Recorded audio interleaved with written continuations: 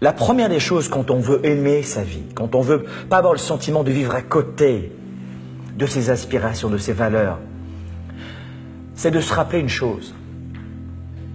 La recherche démontre que nous vivons en moyenne 30 000 matins.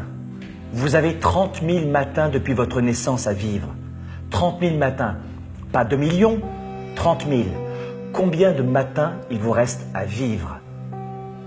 Et ça, je sais que je suis rude, mais n'oubliez jamais ici que on n'a qu'une vie ici sur Terre et qu'elle est courte, et que ces 30 000 matins, libre à vous d'en faire ce que vous voulez. Et chaque matinée, vous décidez. La deuxième des choses, c'est un peu rude ce que je dis. Ah, mais c'est très vrai. Ça fait réfléchir à mon tête. Mais la deuxième des choses, c'est que ça suffit maintenant, basta, de se comparer sans arrêt aux autres. La vie est dure. À quoi vous la comparez? Cessez de vous comparer au voisin. Le voisin, l'herbe est plus verte chez le voisin. Mais ça n'a rien à voir. L'herbe est différente. Cessez de vous comparer aux autres en permanence. Ça, c'est la clé numéro 2. Clé numéro 3, s'il vous plaît, écoutez ce que je vais vous dire. Prenez plus de décisions. Mais de vraies décisions. 80% des actions, des états que nous vivons chaque jour sont en fonction de décisions d'une tierce personne. Ça veut dire, vrai ou faux? Oui. C'est-à-dire que si vous voulez augmenter votre degré de bonheur, il va falloir augmenter votre degré de prise de décision. Je ne sais pas qui vous êtes et je ne sais pas si c'est vous dans le couple qui portez plus de choses sur les épaules ou pas. Mon point n'est pas là.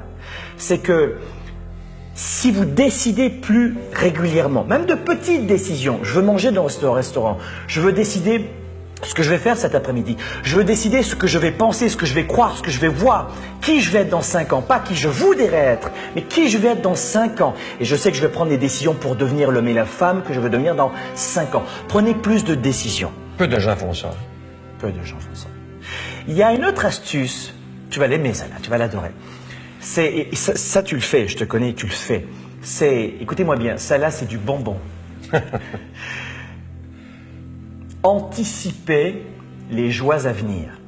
Anticiper les joies futures. Je vous donne un exemple. Ça touche tout le monde. Vous êtes dans les embouteillages. Et là, ça va pas du tout. Et là, tu es dans les embouteillages, tu es en rendez-vous, il t'en peut plus. Oui ou non? On connaît ça, moi. Vous êtes dans une réunion de travail, c'est terrible, j'aime pas être ici. Anticipez les joies, la joie future de vous dire, dans 2 heures, je serai à la maison, avec mes enfants, avec mon conjoint, ma conjointe.